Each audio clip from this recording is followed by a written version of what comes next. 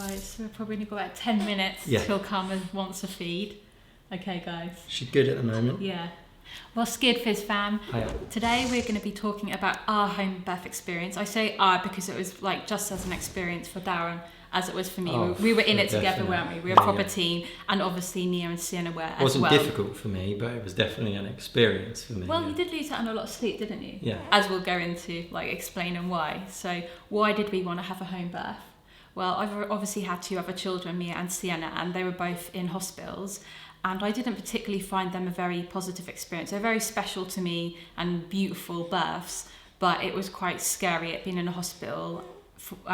Because after I gave birth to Mia and Sienna, I lost a lot of blood. Yeah. They call it postpartum hemorrhaging, do they? Yeah. Is it? Yeah. And that was quite scary because both of those times, loads of doctors and student doctors and nurses, they all came running into the room just after I had delivered Mia and Sienna. And it kind of ruined the experience for me because I was like freaking out, you were freaking out, wondering what on earth was going on. They pressed like the alarm button and loads of people came running into the room, all different doctors. And then I think because it was a more different kind of birth case, I guess, there seemed to be all people who came in where they were maybe like student nurses, doctors, etc. as well. Yeah, so I sat there. So there wasn't even necessarily people who were helping out, it was just some people who just wanted to observe as well. So like that hour after baby's born is a very special time for bonding, and there I was like sat with my legs wide apart holding my newborn baby with loads of people looking like they quickly really passed worried. her to me, and then they took you out of the room, and I was left sitting there and then like saying, can I follow her, can I go with her or what?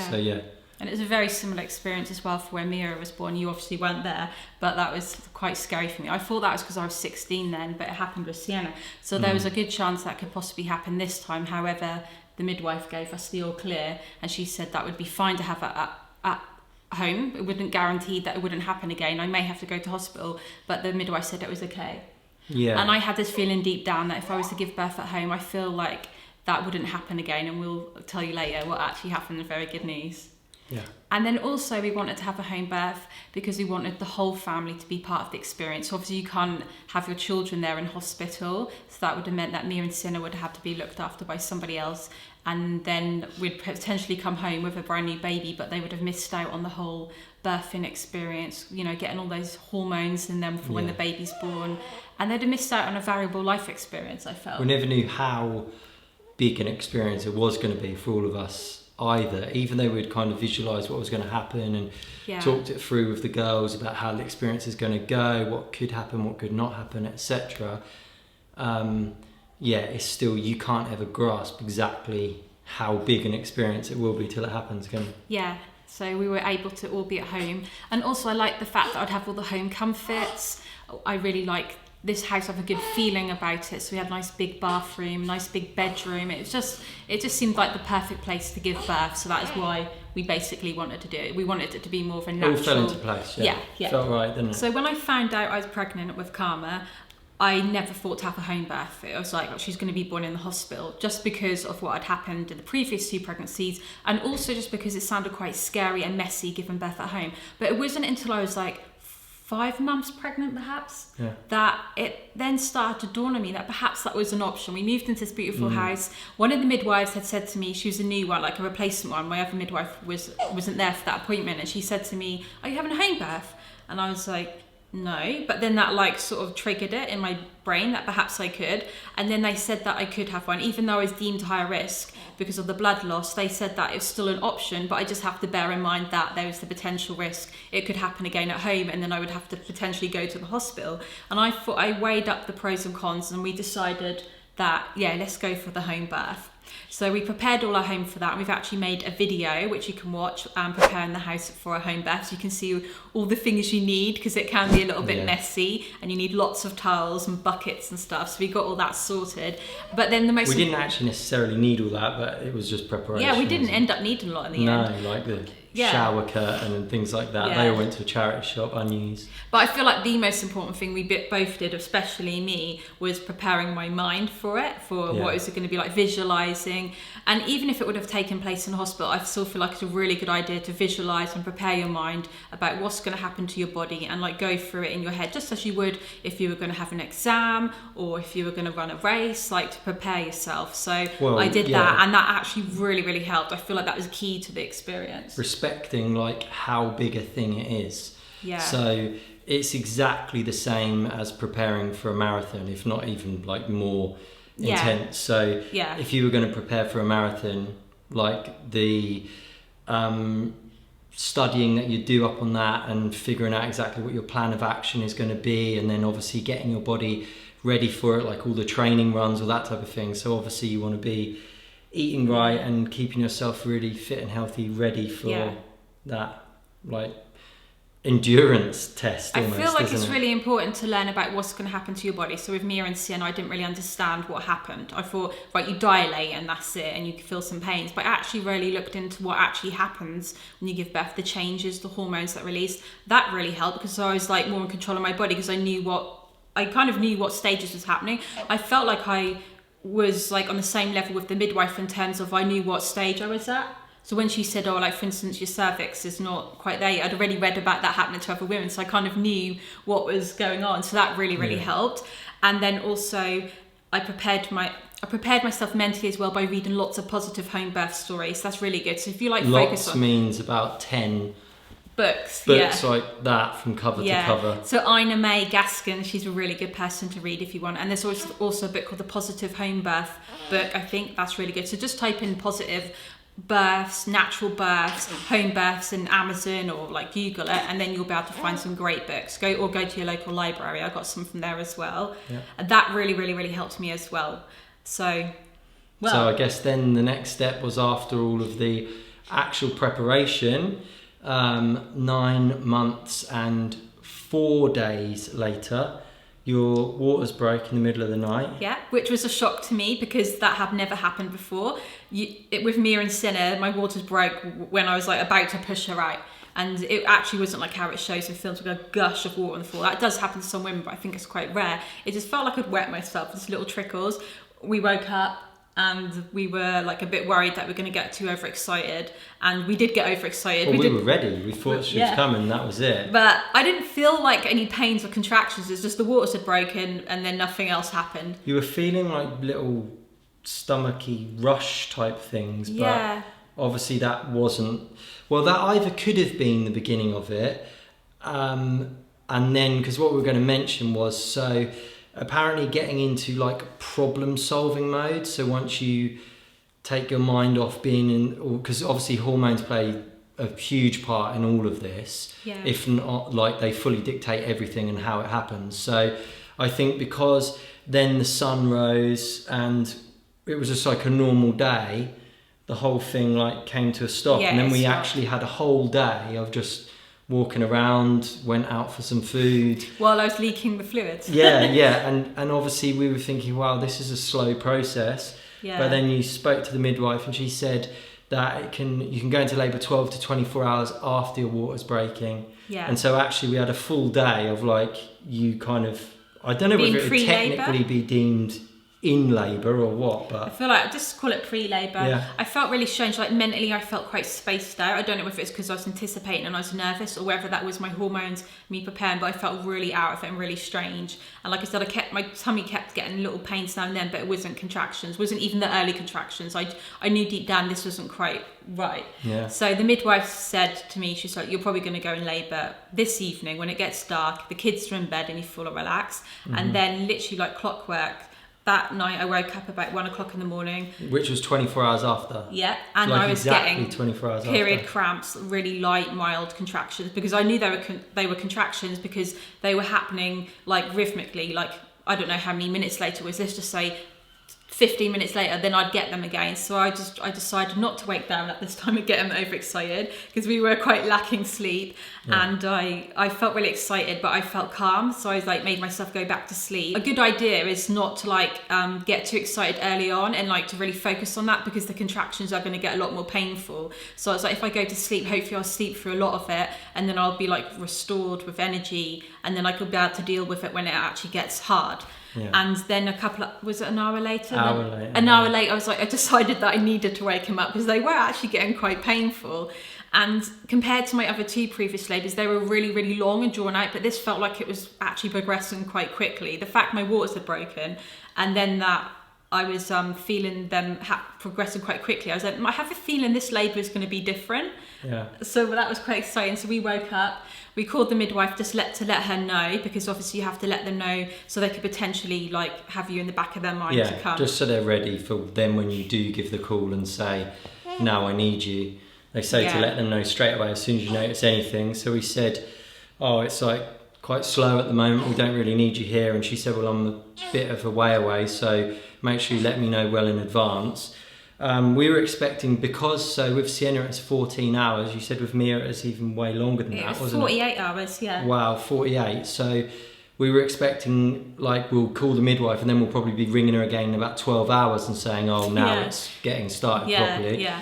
But actually we phoned her, probably was barely even an hour later. It might have been like perhaps exactly an hour later, and was like, "Okay, now the contractions are like couple of minutes apart, weren't they?" Yeah, because like it's not a good idea as well to have the midwife for some women around too early, because then that can kind of distract you, because like we were saying about making her relax and getting all the hormones going, if you feel like there's too many people there just sitting and waiting around, it can put you off and stall the labour. But I was like, right, I feel confident not to have her here, but at the same time I feel like this is progressing quite quickly. But even though it's progressing quickly and the contractions were closer together, they didn't actually feel that painful. Now I think that's perhaps my perception of them. I felt like I was feeling quite confident about it and dealing with it. I was breathing through them, and I had Darren's support there. So that actually I felt quite good. I didn't feel scared, because with Sienna it was also back-to-back labour, which can be more painful. So perhaps that made this one seem less painful, or maybe it's just because it's my 3rd baby, I'm more confident. I don't know, but it just felt like it was going really, really well. Made it a really nice environment as well. So obviously the contrast to a hospital setting where it's really bright lights, loads of people. There were a lot of things which we planned for, which we then didn't do. So like we'd chosen all different music for you to listen to and stuff. That didn't actually happen. But one of the nice things, I mean, like when you're chilling out in your living room or whatever, you're not going to want fluorescent strip lighting on, are you? You want a couple of lamps on to make it really nice. So I think the lighting plays a massive part. One thing that I read is that like the setting of like creating a baby, like dim lights, relax, and that is the sort of setting of getting the baby out as well, because oxytocin is like the key hormone with helping the baby come out, and that is also involved in helping create the baby. So that's like it was really romantic in there and like calm. We had to end up having the fan on because it got really, really, really hot. I can remember like that. Now. Hence why I have to keep going like this. Mia and Sienna were actually in bed, because this was going on in the early hours of the morning. So the girls were in bed. However, as my contractions started and the midwife came, as they started to get stronger and more intense, the midwife turned up, and then I started to make sort of quite deep, primal, like moaning noises. Like you said, it was like a weird trumpet. I described it as a cow. Now I don't necessarily feel like I should have been making those noises, but I was just letting them out anyway. And that was putting a lot of pressure down onto my cervix, wasn't it? And I said to the midwife, I think after an hour of her being round, Sienna had then got up as well, hadn't she? Yeah, Sienna woke up. She was very interested and very attentive to my needs, bless her. She wasn't like worried at all. She was actually really like calm and like... She was well chilled. She's loving it. I think Mia... Again, because we'd spoken through all what the process was going to be in advance, so it's getting all that mental prep. So exactly like, if you're going to run a marathon, you're going to mentally prepare for it. Yeah. I mean, I don't know. I'm not the one who gave birth, but I would estimate it's going to be about 80% mental and 20% physical in terms of what the experience is like for you, like how well you like cope with the experience? Yeah, definitely perception of it and coping with it, because there were a couple of moments when it got intense and I was making the cow noises where I was like, I really don't like this, I want it to stop. And I told myself, I was like, right, you can't get out of this, so stop feeling sorry for yourself and just face it and get on with it. And the more you get on with it, then it's gonna be over quicker. And think about what the outcome is. Yeah, as well. I actually, sometimes you just want to run away out of your body and like you want it not to happen, but that mindset is really bad, because when you lose control, then you tense up, the contractions feel worse. So at one point, I actually got told not to make those cow noises and to relax and to breathe through it. So I started breathing through them again, just as I was in the beginning stages, and that actually really helped. So that was amazing, wasn't it? It was the really midwife good tip. just said, you don't need to make the noise, you can just breathe out with it. And I actually said that that really transformed everything, didn't it? Yeah. That was huge, that was. It really helped. And I remembered reading other women saying that they were breathing through it and they were like, sort of like, they were rushes or waves and you had to get through it, like the wave at the end of the contraction. So I breathed through it and that honestly helped. It didn't mean it wasn't painful or intense, but it really helped. And I actually found that they did feel painful, but they were like more not agonizing pain. It was just like a pain that had to happen. Yeah. Does that make sense? It wasn't a bad pain, like you just had a car accident and you're like, your leg has got ripped. Sorry if it's really graphic, but like one of your limbs has been cut off and you've had a horrible accident. It felt like a functional sort of feeling. It felt like it was like you were on a journey and it was like there's a purpose to it and a really good purpose. So that really helped. But that, again, that's probably to do with your mindset though. Yeah, I guess so.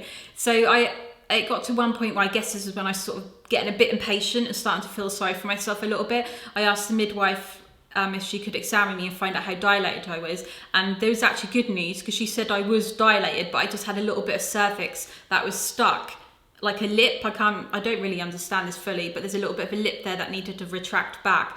But she said, because I was like really moaning and groaning, and before I started breathing properly and pushing down on it, it got inflamed. So she said I needed to stop doing that, breathe through it, and I needed to relax, and to help that then go back, and then the baby would be able to be pushed out. So that was really motivating for me. But at the same time, I felt a little bit disappointed because I knew that I was so close to pushing her, but I had obviously had a little bit of work to do, because apparently she's slightly twisted around a little bit, so my body had to work on pushing her down.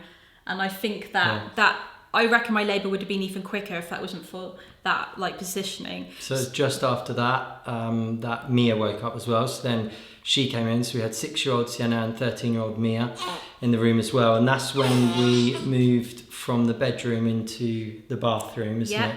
Because the midwife also said for Georgie to empty her bladder, because that might have been slowing things down. So you tried to do that, didn't you, in the bathroom? It's an ensuite, so it's all really nice and relaxed the whole time. You know, we just went between those two rooms, didn't go anywhere else in the house, even though we weren't sure whether you would want to, in like the heat of the moment, whether you'd suddenly want to say, I don't know, I want to be next to the freezer or something like that. Yeah, it's kind of nice being in the bedroom. I just felt I could really focus and hone in on the experience. Yeah.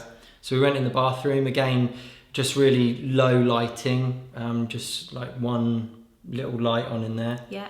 Wasn't there? And then we all ended up laying on the floor for a bit. So Georgie was kind of semi-resting at that point, and it seemed like the contractions kind of slowed down, didn't they? Yeah, they felt, I still was having like contractions, but they felt a bit like how they had previously, like in the labour, the beginning part. So they felt intense. They didn't feel as intense. And I could just remember feeling like I needed to lay down. Like you were getting a bit worried because obviously I'd like told down so much information about what I read that it's not good to lay down if you want your labour to progress quickly. Like you need to be on all fours or squatting or standing, you know, so gravity can help. But I was actually feeling like I needed to lay down on my side. But the midwife reassured you that I was meant to rest. Yeah. So that my cervix and the baby could all like sort itself out, ready for the actual pushing stage. So I started laying down. I was feeling cramps and pains, but I was kind of like just letting my body relax. And that was actually a phase which I read about called the rest and be thankful phase, which is actually before you push your baby out, your body sometimes allows you to sleep, have a nap or rest. Yeah, who knew that? So another weird, that actually doesn't happen to many people either. So I was thinking, this pregnancy is going like, it's almost like I read all that and it was happening exactly, to me. That's what I'm so saying. Strange. Like you managed to feel so in control of the situation because you'd mentally prepared yourself and really visualised your dream way of how you wanted it to go. Yeah, so I felt... You obviously believed then it was possible, because like our realms of like possibility are only governed by what we have learned, what is deemed possible, aren't they? So I think it's really important to educate yourself with just how well birth stories can go, hence the reason for this video anyway. Yeah, bear in mind, guys, that I had really long, painful labours, which involved lots of drugs and, like, you know, induction, pethidine, epidural, and also I lost loads of blood afterwards. So if any of you guys are thinking, like, any of you are pregnant or you've been pregnant before, and you're thinking I could never have, like, the labour of my dreams or that I'd like, or even an improvement of it, I was actually one of those people that had, like, technically really long and difficult labours, and then even afterwards. So it is possible, because I was one of those cases where I thought that I would never have a nice birth. So anyway, at that stage, the girls went downstairs for breakfast, because the midwife said they shouldn't really be there for that part. She just said it's good for you to have a rest, like to go with how you're feeling, and that you should actually lay down in the bed. Yeah. So, and she said for me to lay down with you, didn't she? Yeah. So we laid down. Because she said that by the girls being there, perhaps it wasn't good for my subconscious or my brain, because I was perhaps going into mummy mode as well. So she said they should have breakfast, so then I could then like focus more on myself rather than worrying if the girls were okay, even though they were okay. But at the same time, on the basis of what you read about the rest and be thankful stage, that could have just been it all taking its course anyway. So we're not certain exactly what that was, but there's a possibility that at that moment the girls being involved could have slowed it down for Georgie, or it just could have been part of the process anyway, couldn't it? And at that stage as well, there's only one midwife there. Sleep deprivation. One midwife, and we were still waiting for the other one to come as well. And I wonder if that, in the back of my mind, like I was like waiting for her to turn up. Right. Just because that, like, I didn't feel like I needed her there, and I wasn't consciously thinking about it. But it was like the midwife had said, like, she said there needs to be two there for delivery, and you'll be surprised about how your body and brain responds to stuff. So then I was laying on the bed, and then I started to feel like I needed to get on with it again. I was like, I need to push this baby out. I feel like I didn't feel like my cervix had like sorted itself out and fully dilated. You know, the lip was back, but I was like, it must be by now. That was what I was thinking. So I got up on all fours, stopped laying down on my side, and I was like, I need to get in the right position for gravity. So I can remember being on all fours on your side of the bed, on top of his pillows. This is so funny how I chose this. The lay down part must have only lasted like 20 to 30 minutes max. Yeah. So it's only a very quick rest, isn't it? But that really gave you gave me a bit of energy, didn't it? Yeah, and it also made sure that I wasn't pushing down on my cervix and trying to like hurry up the pushing stage. So it allowed my body to have some time to sort itself out, and I'm sure that Karma was then in the right position as well. Mm-hmm. So then I got on all fours, and the contractions started to feel really intense again, and I wanted to start doing the mooing noises, but then you reminded me again to breathe through it, and it started to feel like I was getting really tired, and I was sort of I was feeling like, I guess I was in transition stage. I felt like I wanted to give up, and it was too much to cope with. So I knew that we had some gas and air there, and I'd like said that ideally I wouldn't like to have any pain relief. But then I was like, if I do need it, I'm going to save the gas and air to the last stage. And I had like done that, so I asked for it. And I actually felt like it really, really helped me breathe through those contractions. So I was told to breathe through it, and because I was doing it with the gas and air, so I was going like that, it actually really helped. And how it felt, I could feel all the pain still, but it made me feel a little bit like spaced out, and I was able to it took like the edge off the pain. Right. So I could still feel it. I was still aware of what was going on, and I still was like conscious of feeling the contractions and what was going on, but it made it a bit more like bearable, if that makes sense. And that was the point when the girls came back upstairs. Yeah, they heard a strange noise, I was a little bit concerned about Georgie asking for the gas and air, because I knew that she was going to like save that for a last minute thing if she felt like she really needed it. So here we were like 5 hours into this. I mean, in actual fact, it may have only been about 4.5 hours into it. And I'm thinking like into the proper labour feelings anyway. And I'm thinking, right, okay, the last one was 14 hours. Yeah. Is she going to start using this now and then regret it because like 10 hours later you're still trying to use it and you're like, okay, it just does, like I don't even notice it, so it doesn't do anything. But you had it all under control. You obviously Yeah. knew what was happening. And I think because Georgie had gone very quiet in comparison to the like full-on cow noises earlier, I was also thinking, okay, it's not as intense as it was before, Yeah. but you just got it under control better. You knew what was happening. Yeah. So you just said, no, I'm there. So obviously we all trusted you. And Yeah. It's kind of 'Cause hard you to know what's explain to you happening, in don't that moment. When you're in labour, you can't like explain all your thought process and what's going on. Yeah. So like it was really intense. They were feeling the worst they had. So the fact that you said that I wasn't looked like that painful, obviously the breathing Yeah. really, really helps. Like Yeah. some women are like, oh, you're told to breathe through it, and like they kind of find that offensive, like as if breathing through it will not make it that good. But it honestly does really, really help. Well, it did for me anyway. So it may sound like it's like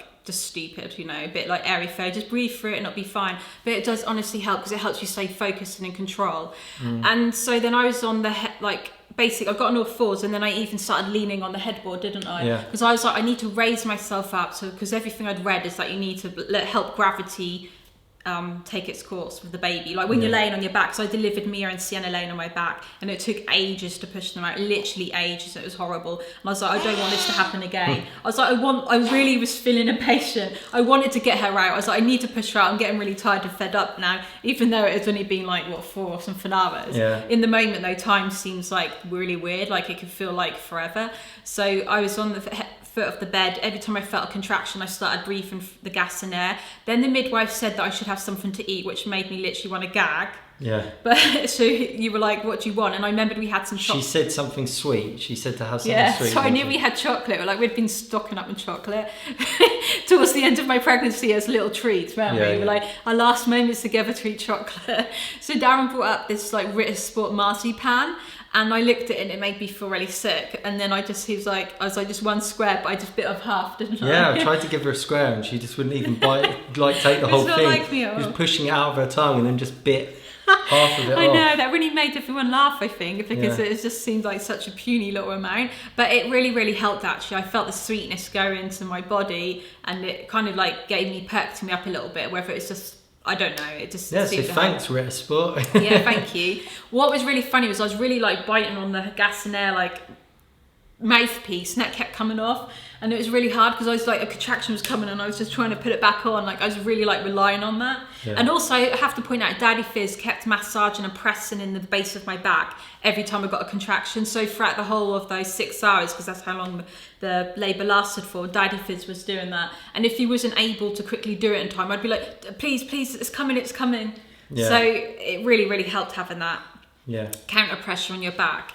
And then basically I feel like it was time to start pushing her out. I could feel her really deep in my pelvis, and I just kept getting, because the midwife said, where are you feeling your contractions? And I said, they're not on my stomach anymore, they're like there, like, you know, where your pelvis is. So I was like, and I never ever had experienced a feeling of pushing before, contractions to help the baby out with Mia and Sienna, but this time round I had. So I was like, right, this feels like I can push her out. And I swear it only took like 3 contractions, maybe 4, to push her out.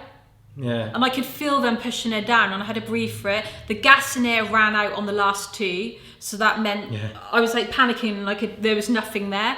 But then, because I was Even then, that was quite good timing, because obviously if she'd have come, you know, several hours after that. Yeah, I used it up, guys. I used it up. I can't believe that was real. I kind of felt a bit embarrassed. It's really weird that I had that thought. But I'm really glad. I thought to myself, I'm really glad it ran out just before she was born, because that meant I could be fully present. Gas and air is really good, because once you stop breathing it in, the effects of it like gone straight away. But I'm kind of glad that I could be really, really present there for the sensations, because as I was pushing her out, it felt very, very raw, and it felt very painful. I can remember I even said ow at her. I could feel my body opening up, and it was like kind of very weird and different to the actual contractions. But I'd obviously experienced that sensation before with Mia and Sienna, so it wasn't new to me, but it was still a shock. And I knew that she was coming. I could feel everybody looking at me in the room. It was so exciting. And with one like last push, which is super, like I didn't want to do it, but I was like, you have to do it. To get her here is such a weird feeling. It's like, just do it and she'll be here. And then she just slipped out. Because I was on all fours, slipped out right where Dad's head, Daddy Fizz's head sleeps. She was delivered into the world. They brought her forward to me, and I was holding her. She was really crying. Everybody was there in the room. Mia was filming. I looked up at her. She was crying. Sienna was just literally bawling her eyes out. Daddy Fizz was right here next to me. Yeah, so what we haven't really mentioned is, even though there were people in the room present with us, like the midwives there, they were just so respectful of the whole experience for us. Like, they were there, but we were barely even aware that they were there. So like the midwife would just sit in the corner and chill. Like, she was so patient, just really amazing, made everything amazing, but kind of let us get on with it, because I think they were respectful of that. If you opt for a home birth, obviously you want it to be your experience and different from what a hospital experience is like. And that really made it for us, didn't it? Yeah, it really did. It's nice to know that they were there for us, but they just let us get on with it. I feel like they knew that we were quite confident this time around. Yeah. Because obviously, like, when you have your first baby, you don't really know what to expect, so it can seem quite daunting. But obviously, you were there with me and Sienna. I just feel like we're also different people now, aren't we? Yeah. We're just a bit more confident as we're a bit older. So anyway, that was amazing. So when I was holding Sienna, it felt like we were in this bubble. Sleep deprivation. When I was holding Karma, it felt like we were in this, like, time had stopped, and we were just we were flooded with this intense feeling of what I can just describe as love. And the scientific term for that is obviously we're all flooded with oxytocin. Yeah. And that helps you, it's designed to help you bond with the baby. It's really hard to put into words. That moment, I don't know how to describe it other than we had all like got on the same wavelength to such a degree where we just felt so, like, at that very moment, so deeply connected, and we were all going through this thing together, and like, you just knew that we were all feeling exactly the same thing of like love. Just there's such a deep bond. It's really solidified all of our bond together. The fact that we all got to go through that's what made it really magical. Just all of us being present there together. And then obviously it's given the girls a really good positive birth experience to use as their set point as well. That's what the midwife was saying to us. Basically now if they decide to have children when they're older, their set point is going to be that birth can be a really good positive experience, as opposed to what you see in films where there's just like a woman screaming and saying, please make it stop. Yeah. So it's really good. Birth doesn't have to be like that, and it's a really beautiful and natural thing. It's not disgusting, it's not weird and stuff like that. So I'm glad the girls got to see that, because obviously that was a bit of a challenge for Mia, wasn't it? Because at first she was a little bit nervous, but then she came around to the idea, and the fact that she was there in the room and she was recording it and she was involved, I'm really, really happy about that. I'm really happy. So you guys are probably wondering what happened then after the birth. Did I bleed loads? Did I have to get transferred to the hospital? I'm so happy about this. But no, I can remember that when I was holding her and I was feeding her, I was waiting for the placenta to come out, and I was aware that, you know, you do lose some blood, but I could feel there's blood there, and I can remember feeling quite panicky. I think I even got a little bit like touchy and a little bit moody, so I was a bit panicky, and I was like, am I bleeding loads? Is everything okay? Like, saying it like that. And then the midwife said to me, no, you've just lost an average amount. Yeah. And that really relaxed me, because I feel like I was panicking because I just didn't want to ruin the moment and get transferred to the hospital. Plus also I didn't want like the chance of that I could potentially like bleed and lose loads of blood. Obviously that's not nice. There's just so many elements to it about where like nature, I mean, I'm not saying there's not a reason for like medical intervention, of course. It's amazing that we have those options available to us, but it's also worth bearing in mind that nature does have a lot of stuff worked out in terms of the key parts that all of the different hormones play. So like even so being in a really relaxed environment and then immediately skin to skin contact and breastfeeding, that then helps your body then deliver the placenta and helps your uterus close up and stops like excessive blood loss. Because that's what the problem was last time, apparently. Well, we don't know why I lost so much blood the last two times. They said it's like to do with how the placenta came away, and it didn't come away quite properly. Yes, but we had agreed though with the midwife that I would have an injection of syntocin. Is that what it's called? Think so, yeah. Synthetic oxytocin. Yeah, and even if I wasn't losing loads of blood, they said they'd give that to me just in case. So I did have an injection in my thigh, which I wasn't too keen on having this, but I just didn't want to risk it. What is the point in me losing loads of blood, having to go into the hospital, you know, just to not have it? But what we did ask for was to have delayed cord clamping. Yeah. So that meant that basically there's loads of benefits to it, and research it, guys, if you're interested. The baby can get more blood from my body and more like all these nutrients and stuff. All of the final stuff comes from the placenta to the baby. They wait till it stops pulsing and then cut it afterwards, so you know that she's got everything. So I asked for an injection to happen once we were like disconnected, so that was like quite a strange moment in a way, because we've always been connected for those 9 months. Then they cut the cord. None of us guys wanted to cut it, did we? We weren't that interested in that. I've done it with Sienna, but I don't know. I don't really see the fascination with it personally. It's just still a bit gross. Like, we don't eat meat or anything like that, so I don't know. It just still seemed a bit gross to me and unnecessary. Yeah, I guess there's no symbolism into it for you. No. Where some people, they feel like that's, like I was just saying, that's like a way of being part of it. Yeah, you're being. Also, so people like to be involved. Also, once that cord is cut, then like me and the baby, we're not connected anymore in that sense. Yeah. Anyway, so the midwife done that. Yeah, the midwife did it. So everything was really fine with that. So I felt like my home birth experience went really, really well, and the birth in general. I'm not sure if it was because I was at home why it went well, or because I did all the research, or everything. I feel like it was everything. I think it was holistic experience. One, I had more experience with it being a third baby. I also researched everything, so I was prepared mentally. Also, I feel like it being a home birth really helped as well, just being in the home. And then like I said as well, I feel like because I got those sensations to push, perhaps that maybe helped with me not bleeding afterwards. I don't know, we'll never know. Yeah. But it was such a unique and amazing and beautiful experience that I just can't believe it happened to me. I just feel really lucky. The labour was 6 hours. I got that rest and be thankful stage. All the family were there. I just feel like it went really, really well for me. So good, it was perfect. I really want to reinforce this. I didn't think I was one of those people that could have a nice birth experience. Well, this is nice for me. I know that you can have a nice experience at hospital. If you have a C-section, it could be a really nice experience. But this was like my ideal birth experience, and it happened to me.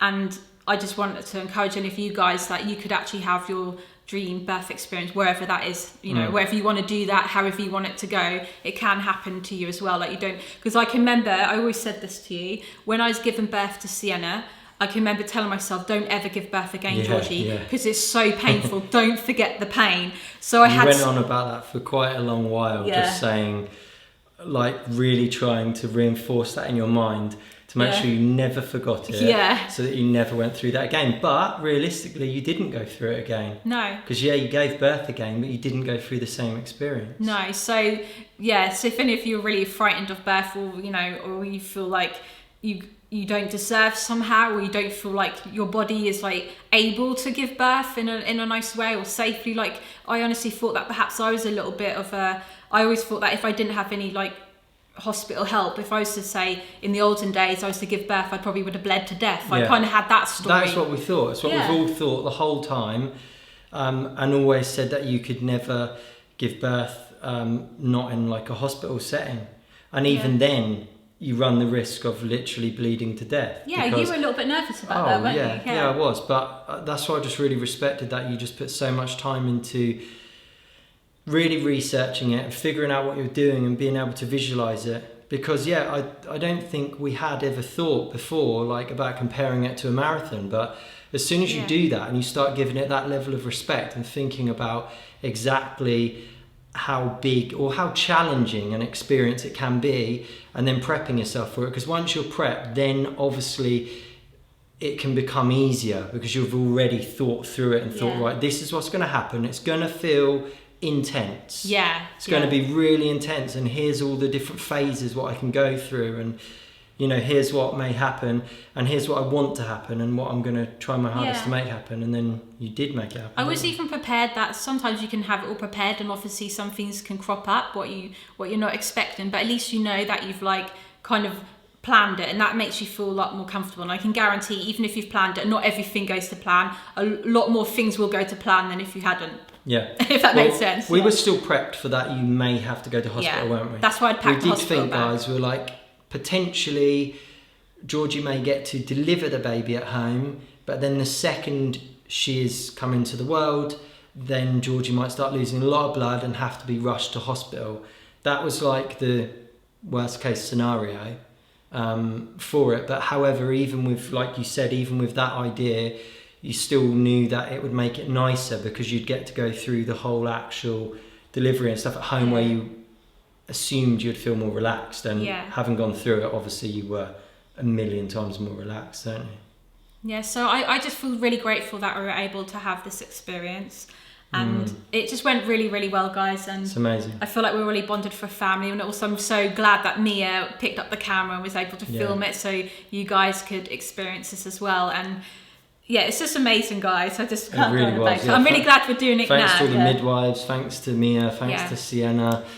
Thanks to all of you for supporting us through the whole thing. Yeah, like wishing me a safe delivery. Yeah. That was really, really kind. Yeah.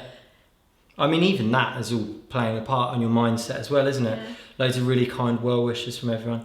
Yeah, so if you haven't watched the birth vlog yet, I was trying to think what it's called. Emotional home birth vlog, I think we called it. Yeah. Go watch that, because that was the moment which changed our lives forever, which we managed to catch on camera, which was really good. And then obviously we can show Karma when she's older as well, so she gets that positive reinforcement of what a birth experience can be like as well, because obviously Mia and Sienna have got that. I just want to quickly say also, another perk to having a home birth is that afterwards you get to stay in your own bed, you get to have a cup of tea at home, and we just chilled out for the rest of the day in the bed just gazing at Karma. So that was really, really amazing as well. If any of you guys are interested in home birth or just want to have a better birth experience in general, my 3 top tips is 1, to really research it like I did, read loads of books, positive books. Don't watch One Born Every Minute, things like that, because it's like they only dramatise and show like the worst parts of it to make a good like programme. Yeah, you got to get the clickbait, even on TV. Yeah, TV so avoid that and just look for positive home birth stories or positive hospital births, natural births, whatever. Just fill your mind up with loads of positivity. It will really, really help. Number 2 is to tell yourself positive stories about yourself. So don't keep saying, oh, I can't have a good birth, I can't that. So reframe the way you talk about yourself. And I had to do that, and I had to work really hard on that. So there's things like hypnobirthing, and there's like mindfulness, meditation, all those things can really, really help as well. And positive affirmations. Yeah. And tip number 3 is to do what you want to do. Don't listen to other people. Like, even if the midwife or the doctor gives you some advice, you can always get second advice, a second opinion. So you don't have to have everybody there at your birth. Like, have it how you want to, because this is like your one like experience in life where you actually get to do the most like amazing thing that your body can ever go through. And don't let other people dictate like how it's going to be. It's your choice, it's your body, you're in control of it. So do what you want to do. You don't have to just hand yourself over to other people, or have like, I don't know, some people feel like obliged to have their mother-in-law there, or like, even you don't have to have your children there if you don't want to, by the way, guys. That's for some people could just be really off-putting. So like, make sure that it goes the way you want, because like there's nothing worse than like looking back on something and regretting it and wish that you could have had it another way just because other people. I guess being aware of that, it is a natural thing. It is part of nature. So not necessarily being so in fear of it and thinking that loads and loads of help is necessary and you're really incapable, because obviously every woman is born completely capable. Yeah. I know, guys, and you can make it work for you. Even if you have to have a C-section, there's loads of ways that you can make that a really nice, unique experience. Or if you have to have it in hospital, like, you can have it how you want it and you can improve upon it, and like just believe in yourself, because I had to work around my own mindset and like had to shift how I viewed myself. So yeah, that's it for... That's our experience, So we just wanted to put that out there, because this should hopefully act as one of the positive things which other people can consume to like get themselves into a good frame of mind with how birth experiences can go. Obviously watch loads of other ones, read loads of other ones, just get all the positivity that you can into your mind, and then it can go exactly how you want it to go. So thank you so much for watching, guys. If you didn't know this already, we make videos all the time, and they're not just about like giving birth and stuff, are they? Most of the time we're pretty silly old fellows. We are. Yeah. But our aim is to make you smile, feel positive, and even sometimes just to share our life experience with you, which aren't always... They may be a bit more emotional on the raw side, but hopefully they can help you guys as we're like going through the journey ourselves as well. For definite. So click subscribe, join the Fizz fam. See you all again soon. See ya. Bye.